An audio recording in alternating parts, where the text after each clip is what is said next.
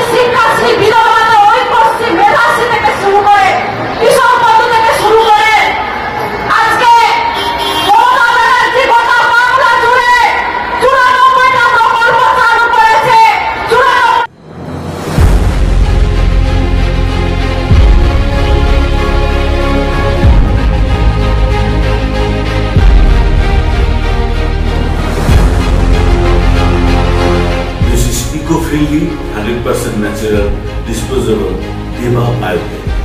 Use gift of the nature.